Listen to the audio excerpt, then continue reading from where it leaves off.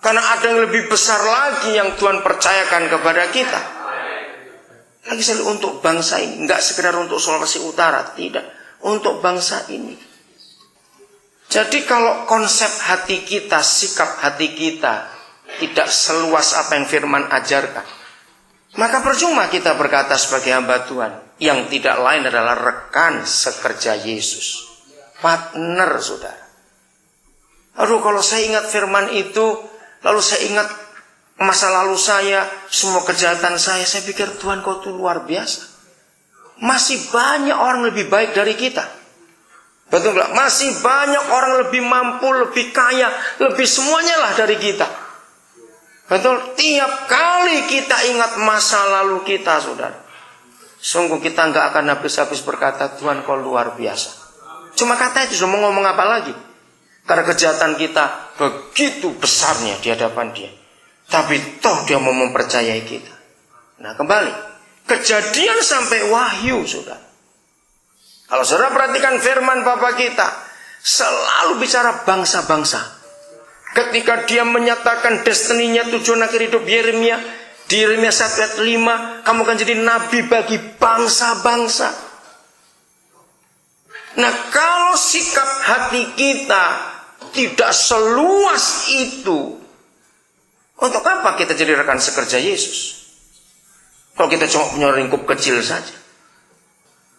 Ketika tahun 90-an baru masuk, ini sudah dekade pertama lewat, tahun 2000, cepat sekali bukan? Kita sudah masuk dekade yang kedua. Tahun 90-an baru mulai masuk, orang sudah mempersiapkan abad 21. Salah satu tokohnya namanya Alvin Toffler. Itu membuat orang kaget waktu dia menemukan the third wave. Karena ada gelombang ketiga, yaitu gelombang informasi teknologi yang hebat sekali. Dan betul yang dia katakan, sekarang kita tuh nggak usah kemana-mana, duduk di kampung-kampung saja, asal ada jaringan telepon, kita sudah menguasai dunia. Duduk di situ pakai hal kecil, hebat sekali. Nah, orang berkata begini, sekarang dunia diperkecil. Jadi kecil dunia ini, sebatas telapak tangan saja. Contoh yang saya pakai namanya iPhone, kecil. Ini semua hal yang di dunia ada di barang yang kecil ini. Kita ada di kampung kecil, jauh dari keramaian. Kalau kita punya alat untuk menghubungkan informasi teknologi itu, dunia di tangan kita sudah. Nah, mereka berkata begini, berpikirlah secara lokal, tapi bersikaplah secara global. Itu kata Alkitabiah betul, saudara. Sebab dalam Wahyu pasal 11 kita melihat dua orang saksi yang dibunuh di Yerusalem. Ditulis seluruh dunia melihat. Sebelum ada televisi, orang nggak bisa ngerti firman itu. Bagaimana kejadian di Yerusalem, seluruh dunia bisa lihat. Jawabannya dengan IT, dengan informasi teknologi yang makin hebat sekarang ini.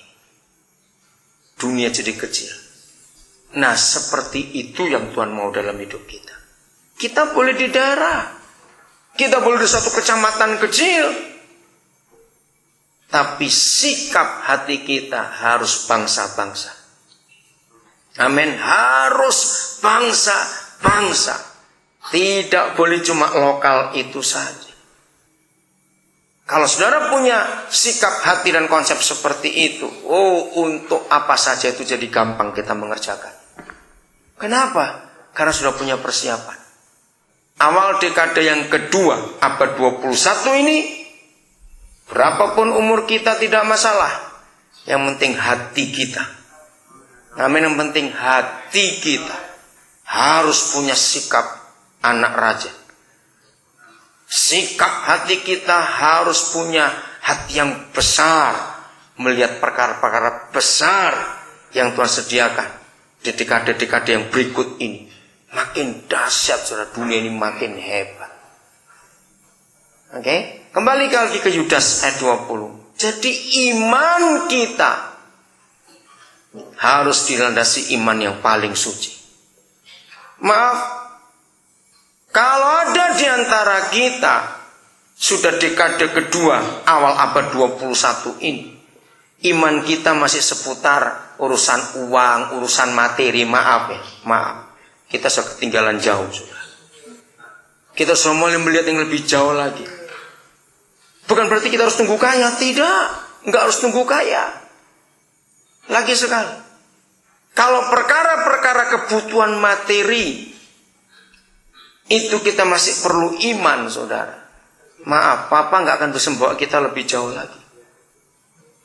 Bukan berarti harus kaya. Lagi sekali, tidak harus kaya. Tidak harus. Yang penting sikap hati. Itu yang sangat menentukan dalam hidup ini. Tanggal 7 Desember itu, saya dari Medan mau pulang ke Papua. Ternyata pesawatnya delay, seharusnya dari Jakarta jam 9 malam, berubah jam 3 pagi. Saya kaget. Karena tiba-tiba Bandara Makassar tidak bisa dilewati pesawat sebelum jam setengah 6 pagi. Nah, tapi saya bilang, kenapa nggak diberitahu sebelumnya? Nah, terus saya ngapain di bandara? Saya datang sudah jam 7. Harus tunggu sampai jam 3. Nah, saya kenal seorang, saya nggak mau ke kota lagi, terlalu jauh sudah. Bolak-baliknya tol juga mahal semuanya. Lah, pas hari itu juga saya tuh lagi nggak punya uang. Nah, di dekat bandara, di daerah Perumahan Cengkareng situ, saya kenal satu keluarga. Terus saya telepon dia, kamu bisa jemput saya nggak? Kalau dari rumahnya itu nggak perlu lewat tol, jadi nggak perlu bayar tol. Karena saya ngitung juga uang nggak ada ini. Udah, akhirnya dijemput. Akhirnya istrinya menyiapkan makan malam buat saya. Ya udah. Terus jam 1 saya baru berangkat lagi ke bandara. Terus saya bilang, saya pinjam uangmu ya. Untuk apa? 40.000 saja. Kan untuk bayar airport tax, saya nggak punya uang. Airport tax nggak punya. Dia tertawa. Masa kamu nggak punya uang? Nggak percaya dibilang. Saudara, ini ATM saya ada 2 ini. Ayo kamu cek sekarang. Dia cek ATM saya, 1 BCA, 1 Danamon. Dia tertawa waktu ngecek itu. Betul-betul nggak ada uang. Maksudnya nggak bisa diambil karena di bawah 50.000. Bagaimana mau ngambil? Mau paling kecil 50.000. Dia tertawa. Nah, terus dia itu mau kasih saya uang untuk di jalan. Gak usah, saya bilang. Toh, tinggal nyampe saja. Saudara, karena saya tuh capek, dari tanggal 5, 6, itu saya retreat di Sibulangit, di Medan. Turun di Sorong, transit Sorong pesawat ini, tiba-tiba semua penumpang harus turun. Nah, saya tuh kalau ke Papua, barang saya pasti banyak, karena untuk asrama. Saya bilang, saya gak mau turun, saya tuh capek. Bandara Sorong itu kecil, panasnya luar biasa. Sempit lagi, saudara. Aduh, sudah saya paling gak suka kalau saya turun Sorong. Sangat tidak enak. Asap rokoknya juga, aduh. Nah, saya bilang, saya gak mau turun. Apalagi aturannya kalau turun barang semua harus dibawa. Yang tentengan itu, aduh, saya gak bisa bayangkan itu. Toh tinggal sebentar, saya mau ke Manokwari. Tinggal terbang 50 menit lagi. Saya itu ngotot. Pramugarinya kira ngerti kalau saya punya alasan. Saya penumpang kok nggak turun kan nggak apa-apa. Tiba-tiba dipanggilkan pilotnya. Loh, kok panggil pilot? Kenapa? Saya kan bingung. Terus pilotnya nerangkan, Pak, dengan terpaksa kami beritahukan kaca kokpit ini pecah. Maka itu harus turun, kamu ganti pesawat. Loh, masalahnya saya harus tiba jam 1 untuk langsung ke Momiwaren, ke sekolah kami. Ada Natal di sana. Saya bilang nggak mungkin kalau saya harus ganti pesawat. Nah, saya lupa kalau saya nggak punya uang. Tunggu dulu ya. Saya bilang nggak mungkin. Jadi jam berapa nih pesawat tiba? Tidak tahu. Wah, aku harus cepat turunin barang. Jadi di antara sekian banyak penumpang, semua penumpang hanya saya yang tahu kalau pesawat ini rusak. Yang lain masih tunggu di dalam. Saya beruntung saya maksa diri. Kalau enggak, saya pun ketinggalan pesawat. Begitu saya turun semuanya, saya sadar ya, kalau tukar pesawat harus beli tiket baru. Uang dari mana ini? Saya baru sadar itu. Saya pikir sudah nggak apa-apa lah. Saya jalan saja.